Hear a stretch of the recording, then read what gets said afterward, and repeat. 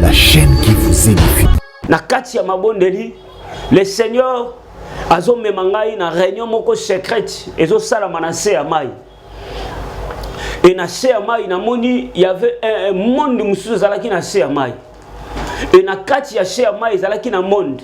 Na moni ezalaki na basi kitoko, ezalaki pe na mabibali kitoko, bapesi bango ba malette. Ba malette bapesi bango. Le Seigneur a dit sanga tala na kati ya mallette billet de banque.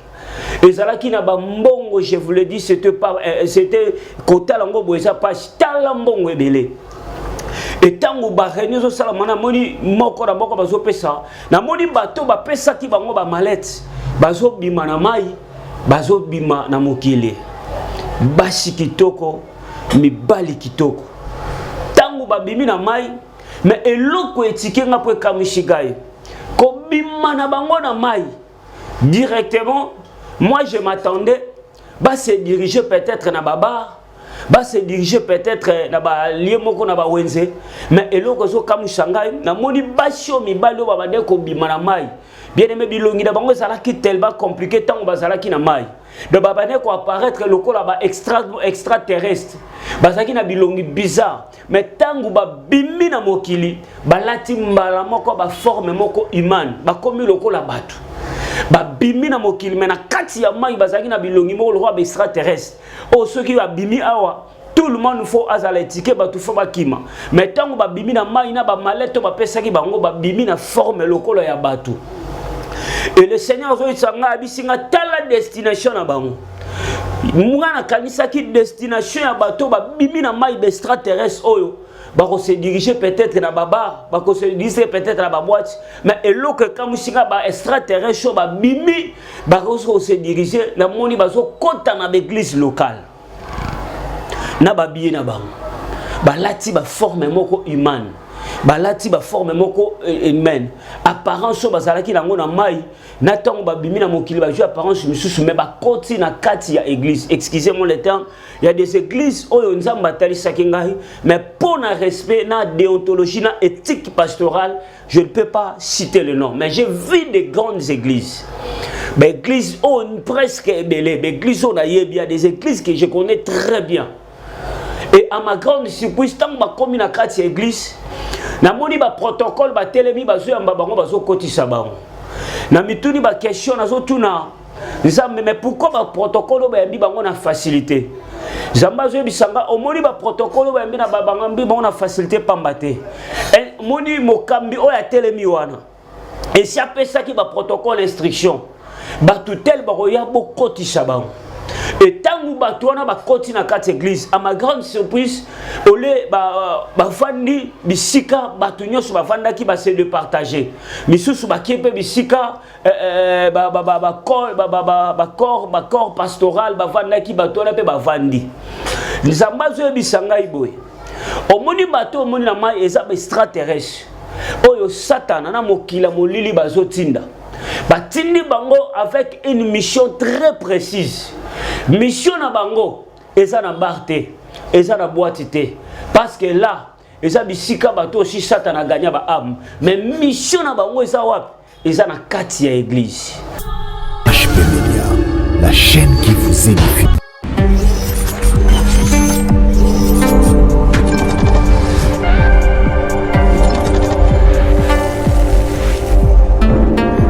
Shalom, shalom, shalom, peuple de Dieu, que Dieu vous bénisse. Et c'est un peu mon abisso les sous mokola lelo, nous avons pambola biso de loin et de près. Pour n'abaye peut-être balandinga mbaliboso, c'est votre humble serviteur Enoch Babinga. Nous avons pambola bandeko nyoso ya Chan, batu nyoso, papa Blaise, papa Charlie, papa Brice, papa Dédé, maman GH, que le Seigneur vous bénisse. Nalingina pesa message, peut penser en Zambé. Oashiko pesa nga na mokola lelo na koiko banda boete na lingito banda lo sambo yem tozola nanga bisiko zwami. Saint-Esprit, je laisse ce moment entre tes saintes mains. Joie contrôle icône nyonso, donne la sagesse et l'intelligence dans le nom de Jésus-Christ de Nazareth. Amen. Oui, bien aimé, Nzambe a pambola yo papa, Nzamba pambola maman, na bi ke sali vraiment mikolo belé, to si comment dans la terre. peut-être tous allons qui toujours na audio mais les lots nzamba salingolu tous allons vraiment les sous na visuel tout le monde na likola mokola lelo eza lipamboli makasi na koki ko banda émission ote ça pourtant na yebana ko pesa merci na ba nyonso bazwa kitan ya ko sambela pona biso ba bazwa kitan ya ko bondela pona biso bien aimé tout ça là qui une très longue voyage ça là qui vraiment nzela monene on était en pleine évangélisation na le sungi ya molimo mosantu na banzela to kendaki to tamboli bipai vraiment ébélé to tamboli na loja to tamboli na dibaya dibwe to tamboli na bamboka vraiment ébélé vraiment to tamboli na ba idiofa to tamboli na isaka na ngolu ya nzamba tuka nzamba sali ya kokama na bisaka bana nzambe mission primordiale ya mosali ya nzambe bibezolo ba aller et faire de toutes les nations mes disciples. Donc c'est une recommandation et ça droit na serviteur de Dieu nyonso ya koyeba ko évangéliser ya koyeba ko zwa bato e bazalaki na kaya munguna ko de peupler quand ya diable ko mema yango na kan ya nzambe. Je crois avec les images na papa Charlie a ko balancer biso ba image ba komona ba image comment le Seigneur vraiment a sali ya mingi koleka. Il y a des âmes qui sont sauvées, il y a des âmes qui sont converties. Bien aimés dans le Seigneur, en tout cas, nous avons un témoignage tellement ébélé. Oh, peut-être ceux qui n'ont pas dit banda kolobango na ngonga oyo et kozwa biso vraiment ta mingi. En tout cas, na pesi merci na ba maman nyonso na ba papa nyonso o ba soutenir biso pe na prière parce qu'il y a des gens et les autres bazala qui a vertu surtout na pesi pe merci na maman GH que le Seigneur vraiment vous bénisse na zwa qui contribution ya Bible bi papa Zwata oyo sombata Bible moko mibale et sunga ok ne couper ça ba nouveau converti. Je crois avec les images na papa Charlie on peut ko balancer sur ba image Joana ozomona bokomona comment les gens les fous des gens bazo recevoir Jésus-Christ comme Seigneur et Sauveur non seulement là de ça là qui peut distribuer ma Bible parce que voyage aux ala qui tellement mon bien aimé dans le Seigneur to kutani vraiment na ba combat na ba opposition. Je vous l'ai dit, dans ce voyage, j'ai eu le temps de parcourir côté à Sangomala, mais cette fois-ci, ils allaient qui un voyage moko autokutana qui bitumba et ce que j'ai aimé malgré le combat, to prouver une très grande réussite. Il y a des milliers de gens, bilingues, banamike, papa, maman, yamba qui vraiment Sangomala, je crois avec les images, yangona bozomona donc c'était vraiment terrible. Bien aimé, na équipe Tokenda qui même pour appeler ce témoignage, ezaki na mosali nzambe moko Tokenda na ye vous ai dit, c'était vraiment étrange, inconcevable mais et loko toyebi yesu na biso alonga kaka. Ezaki na ndeko na biso moko na mboka moko tokomaka kote ya basaka takuna la frontière bakota Isaka. Azwaki attaque ya makasi batalaki ye même mutu toyebi biso nyonso batalaka mutu na bomwana mais batalaki ye mutu na kimukolo. C'était vraiment terrible. Il a fallu vraiment tout soit bataille à prière na kosi na koktan to komaki presque na suka nzamba recommanda ki biso to ça la 21 jours ya jeûne et prière. Je crois bandeko ba tout ça peut-être ba 1000 ba on a même dans profil tout ça là qui vraiment a diminué on a eu le temps de prier parce qu'il fallait tout sauver musali ya nzambe amwana azwaki attaque. Bien aimé oyebi na centre ville na bamboko eza pene nous avons la facilité de prêcher l'évangile au moment que évangile eza na mopepe o ezali mais je vous le dis na ba fin fond il y a des choses qui se passent oyo mutu na misu ya moto ko digérer en côté. Donc notre bien-aimé il était vraiment attaqué, il a fallu tout évacuer bisika zalaki musika ko mema owa kozwa kozongisa c'était vraiment pas facile mais Dieu nous a fait grâce et pour l'instant Aza totalement guéri, Aza totalement restauré. En tout cas, de Pamboliza, mais surtout dans ces bateaux, Nyonso, Baïbaka ressemble pour la bicho, na Pamboli, maman Nyonso, Baïkazo, moi 1 franc, na Pamboli, maman Sarah, maman Keren, Boza tellement bébé, papa Janvier, Boza Ebele, peut-être monsieur Navo Bosa, la maman Mariam, que le Seigneur vraiment vous bénisse, n'a pas l'habitude d'autant à combattre, mais voyage, oh, Ezala qui n'a pas combat tellement Yamakasi, puis maman GH. Contribution à la Bible, tout ça qui. C'est pour ça, bien aimé, Au habitant tout ça, voyage, c'est pas facile. Donc, ils ont même y a pris. Vous pouvez imaginer tout comme en Mboka Moko, na Katia Mboka, nous avons vu des choses étranges. Il fallait côté ya batu sangmalamu, ko la kisa batu vérité. Donc écoute, na Mboka Moko to koma ki potote ya sangmalamu, malgré tout ça qui na résistance, mais fin de compte, Jésus-Christ avait gagné. Donc nous dit Noko. Toi tu peux imaginer Noko. Azwa ba cousine na ye mibale atia bango na ndako ya libala. Donc aza abali aza na mwasi na ye, mais aza na pe na ba nièce na ye ba vanda ka bisika mo na kati ya mboka wana. Et tant que commis, il fallait leur prêcher la vérité. Bien aimé dans le Seigneur, ils allaient qui combat ya makashi. Mais la Bible dit gardez silence et moi l'Éternel je combattrai pour vous. Tant que comme il fallait que bimisa banye shwara mi balé o noko na bango balaki. Abali bango spirituellement na nenga molimo et puis physiquement abali bango. Je crois avec les images mona comment ça a été notre voyage. Donc bien aimé, c'était vraiment terrible. Il a fallu leur prêcher l'évangile, kotali sabango nzela ya solo, kotali sabango que ce que vous voyez c'est l'inceste. C'était sur le plan spirituel et sur le plan physique. Bien aimé, ce que nous avons compris, ils ont une place moussous, milliers moussous. Ils ont vraiment besoin de Jésus-Christ de Nazareth, de les recevoir comme Seigneur et Sauveur. C'est pour cela qu'on a remarqué qu'ils ont mission beaucoup abandonné yango. Mais nous, le Seigneur nous a fait grâce. Na moi, mukengo lunza mbapesi biso na makashi. Yakoye bakarokende na fait fond côté à Sangmalamu. Bien aimé dans le Seigneur, je vous dis, c'est pas facile.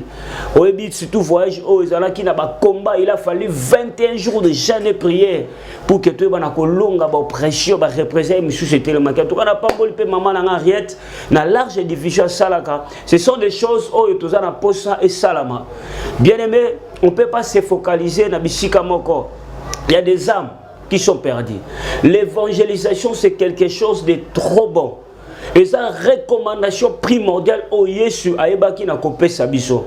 Ba am ya nzambe ebele bazobunga o bazana posa ya koyamba sango malamu. Bien aimé dans le Seigneur, c'est pour cela au moins il y a des petits moyens, il y a des difficultés. Parce que même le trajet que nous avons fait, c'était pas facile. Il y a tellement moussika. Beaucoup bolali moi 2-3 jours, moi 4 jours, bolamuki c'est tellement difficile. Oyebi soki le lonzamba sali biso ngolu to zuba moyen, bon ba jeep moi quelque chose oyeko ko sunga biso to ko sala ngoli susu malamu koleka. Mais malgré les difficultés na bandeko ya musika ya pembeni et mingi pe bazo soutenir biso surtout na prière na biso kabana nzai bo sambela pona biso surtout parce que entrer dans les champs surtout dans de milieux pareils c'est pas facile. Mais Dieu que nous servons, il est tellement fidèle, il est tellement merveilleux. D'ailleurs, d'ici la fin de semaine, nous allons lancer les sous cette opération Botola Satana Bandimi. Donc déjà samedi, dimanche, on va encore décoller. Après ma bonne lit, le Seigneur nous a encore recommandé à de côté ya Sangomalam. Yango nazo beta sete nazo bana yo papa nazo bana yo maman aussi occasion peut-être à kolanda vidéo yo ya mona pe sa message nzamba pe singai olingo soutenir na Bible moko mi balé ndenge nzamba osimba so po mono somela biso carton c'est pas un péché.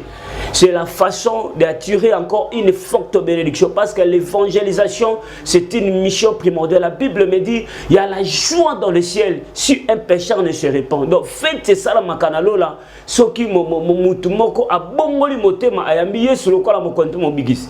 Allez-y comprendre que mutu asa actison ya fait tuer salami na lola. Quelle récompense que tu as. C'est pour ça que l'on s'appelle d'ici la fin de semaine, tozo kende lisusu ko kende ko évangéliser côté à Sangmalam. Nous en avons ça soutien physique, matériel, spirituel surtout parce que ces derniers moments nous avons rencontré des combats Ngamour Nazala qui attaquaient et moko basal tozalaki na ye batalier mutu c'était pas facile pour que à recevoir délivrance mais Dieu tellement il est merveilleux to kendaki pour une bonne cause c'est pour gagner les âmes le Seigneur nous a fait grâce. Que Dieu vous bénisse bien aimés dans le Seigneur. Na lingina partager message oyo et ça pour l'accord de Christ Mobimba c'est pour l'église. Message oyo zo concerné ngai. Bien aimé tikana biselo komoko to lingate na moment où tu komi lelo tendre vers le temps de la fin. Il y a des signes aussi et pesami par-ci par-là. Et ça, les sous likambo oyote mutu mwana na nzamba koki kolala. Bible zo ebisa biso na makomi un jour Jésus a moni ba yekoli bazolala ayekole sabango veiller et prier. Pourquoi Jésus a dit ça qui bango veiller et prier? Parce que Jésus savait. N'a pas moment à Bible prier pour que vous ne tombez pas dans la tentation. Bien aimé, vision on a moni est tellement horrible. Mais moi je crois, si le Seigneur nous interpelle, si le Seigneur nous révèle des choses, parce que Azana Posa a épargné Bisso, Azana Posa a longisa Bisso. Bien aimé, pendant ces 21 jours, nous avons reçu pas mal de messages. Mais je crois avec l'aide du Saint-Esprit, petit à petit, Nakoye Bako diviser Yango na Bisso. Bien aimé dans le Seigneur, Tozo Sambela na Butu, na Katia Mabondeli, le Seigneur, Azo Memangai na réunion moko secrète, Ezo Salamanase Amai. Et na Seamai na moni il y avait un monde mususu zalaki na Seamai. Et na kati ya Seamai zalaki na monde. Na moni zalaki na basi kitoko, zalaki pe na mabibali kitoko, ba pesi bango ba mallette. Ba mallette ba pesi bango le Seigneur azoli sanga tala na kati na zo tala na kati ya mallette billet de banque. Et zalaki na ba mbongo, je vous le dis, c'était pas c'était kota lango boeza pas tala mbongo ebele. Et tant que ba réunion sala mana moni moko na moko bazo pesa na moni bato ba pesa ki bango ba mallette bazo bima na mai bazo bima na mokili basi kitoko mibali kitoko tangu ba bimi na mai mais eloko etike nga po kamishigai ko bima na bango na mai directement. Moi je m'attendais ba se diriger peut-être na baba, ba se diriger peut-être na ba lié moko na ba wenze, mais eloko zo kamu shangai na moni basio mibalo ba bande ko bima na mai. Bien aimé bilongi na bango zalaki tellement compliqué tant ba zalaki na mai. De ba bande ko apparaître loko la ba extraterrestre. Ba zaki na bilongi bizarre, mais tangu ba bimi na mokili ba lati mbala moko ba forme moko humaine, ba komi loko la batu. Ba bimi na mokili mais na kati ya mai ba zaki na bilongi moko loko ba extraterrestre. Oh ceux qui ba bimi awa tout le monde faut azala ticket ba tout faut ba kima. Mais tangu ba bimi na mai na ba mallette ba pesa ki bango ba bimi na forme loko ya batu. Et le Seigneur a dit la destination à Bango. Mwana kanisa ki destination à bateau ba bimi na mai extraterrestre oyo ba ko se diriger peut-être na baba, ba ko se diriger peut-être na ba boîte, mais eloko kamusinga ba extraterrestre ba bimi ba ko se diriger na moni ba zo kota na l'église locale. Na ba biye na bango. Ba lati ba forme moko humaine. Balati ba forme moko humaine. Apparence bazalaki nango na mai na tango ba bimi na mokili ba ju apparence misusu mais ba koti na kati ya église. Excusez-moi le terme, il y a des églises oyo nzamba talisaki ngai mais pour na respect na déontologie na éthique pastorale, je ne peux pas citer le nom, mais j'ai vu des grandes églises. Mais églises presque belé, mais églises on a il y a des églises que je connais très bien. Et à ma grande surprise, tant que ma commune à quatre églises, na moni ba protocole ba telemi ba zo yamba bango ba zo kotisa bango. Na mituni ba question na zo tuna. Mais pourquoi ba protocole ba yambi bango na facilité? Zamba zo bisanga o moni ba protocole ba yambi na ba bango na facilité pambate. Et moni mokambi o ya telemi wana. Et si après ça qui ba protocole instruction, ba tutel ba roya bo kotisa bango. Et tant que Batouana va continuer à quatre églises, à ma grande surprise, au lieu de Fandi, Bissika, Batounia sur Bafanda qui va se départager. Missou sur Bakiepe, Bissika, corps pastoral, Bafanda qui Batouana pe Bafandi. Les ambazo Bissanga Iboy. Au moni bateau, au moni la main, ils ont extraterrestre. Oyo Satan, na mokila molili bazotinda. Batindi bango avec une mission très précise. Mission na bango, eza na barte, eza na boitité. Parce que là, eza bisika bato aussi Satan a gagné ba âme. Mais mission na bango eza wap, eza na kati ya église. Bien aimé l'église corps du Christ, nous devons beaucoup prier. Si le Seigneur t'a fait grâce, il y a une église locale. Bien aimé dans le Seigneur, s'il s'agit, il faut gêner. Au sambela, au tuna nzambe état d'âme ya église na yo. Au tuna état d'âme ya pasteur na bien aimé sala yango. Senga nzambe discernement. Et les Seigneur bisingai ce sont des esprits.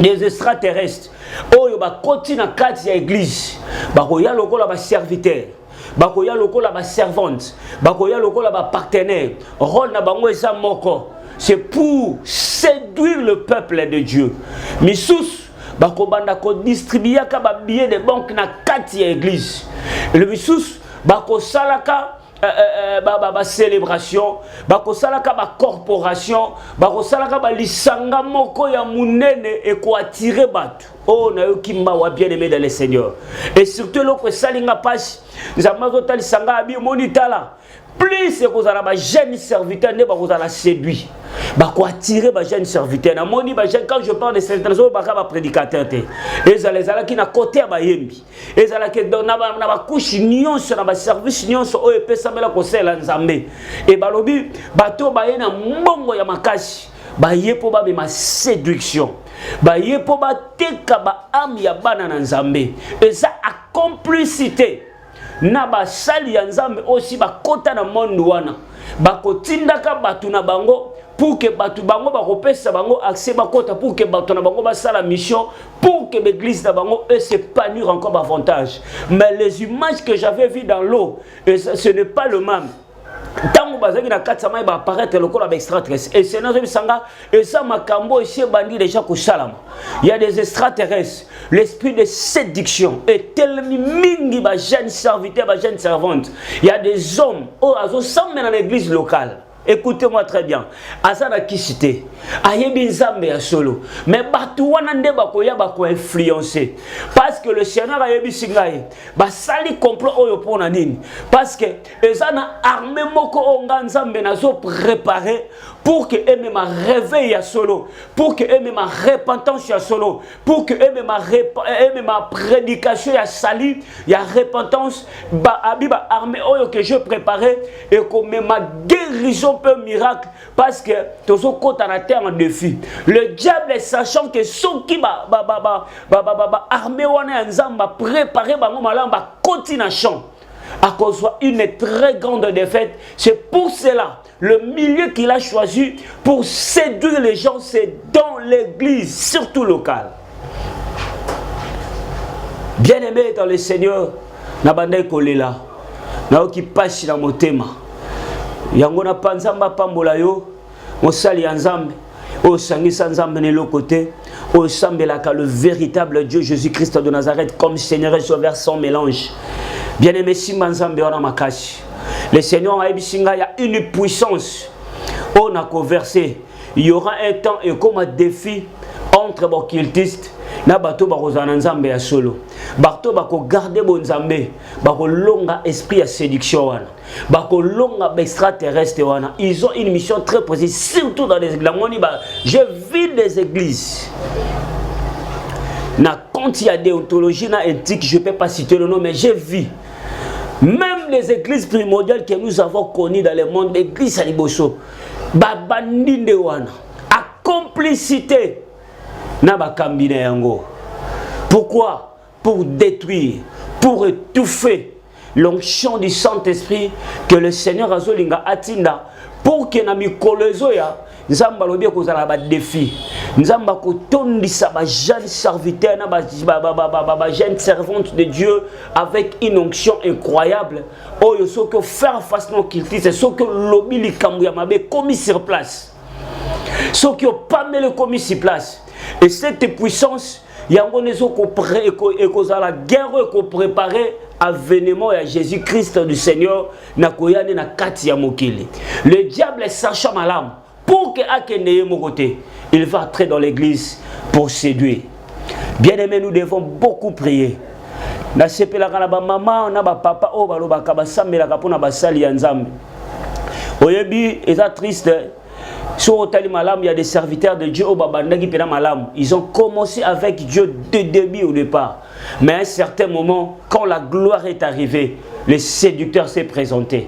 Mingi bakoka ko résister tepe bakoya. Yango maman, je vais kate ko sambela pona basali nzambe. Et le Seigneur m'a beaucoup enseigné. Même ceux qui m'ont sala nzamba koyi kozala na précipitation te ya ko takine. D'abord il faut prier. Il faut comprendre le diable a yebi malam.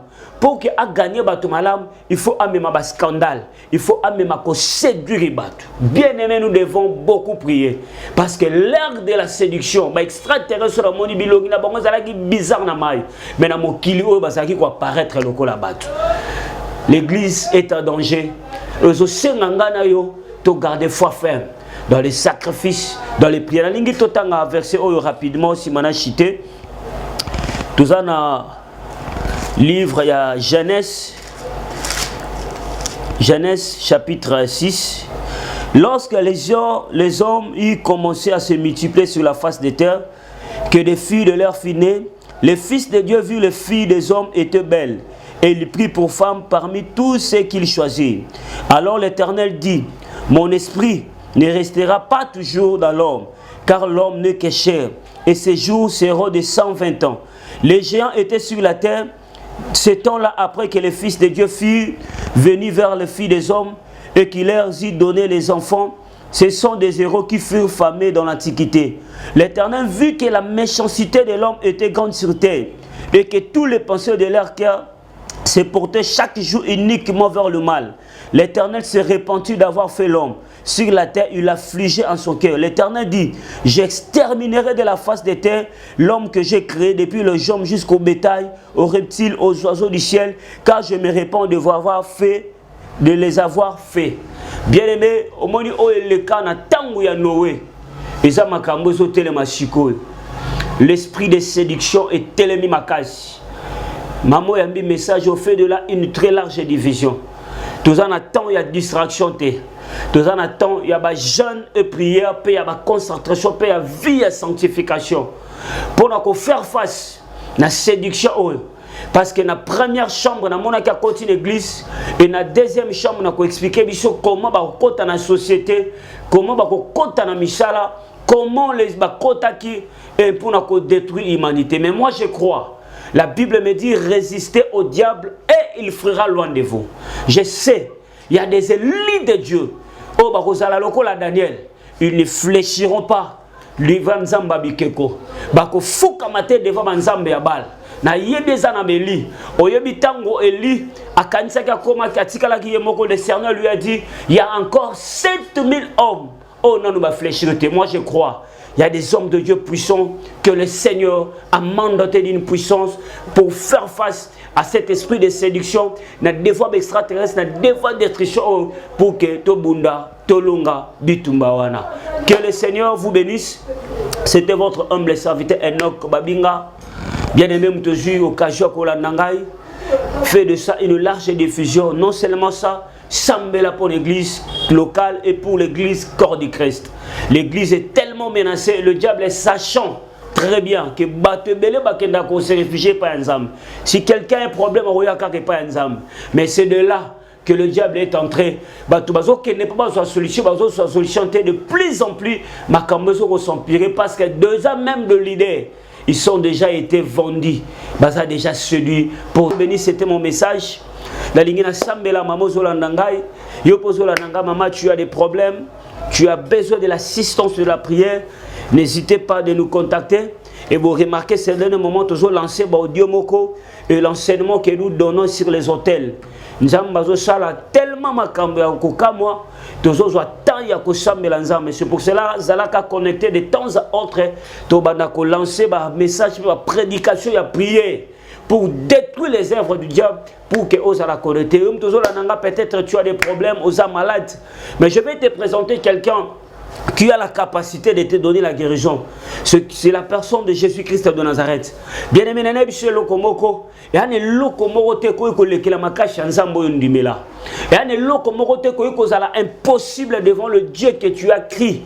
Bien-aimé dans le Seigneur. Sokina no yamba été. L'air est arrivé. Yamba e lokola mo kondipe mo biki. Sokipo yamba e. Tu sens de combat. N'abandonne pas. Sois résistant. Car la Bible me dit résister au diable. Et il fera loin. Toi, tu as des problèmes. Aux maladies, Simba Biskosobela. Dieu nous a attendu pendant ces 21 jours de jeûne et prière de Naziréa et de consécration. Nous avons sali ba kambo ya minen. Lingi zambe wanape. Oya salé les bichos, salé à kokama. Bien aimé dans une mission avec des combats des oppositions. Mais le Seigneur Seigneur, je prie au nom de Jésus. Maman Mokazola n'a un problème. Na sambeli sous la solution.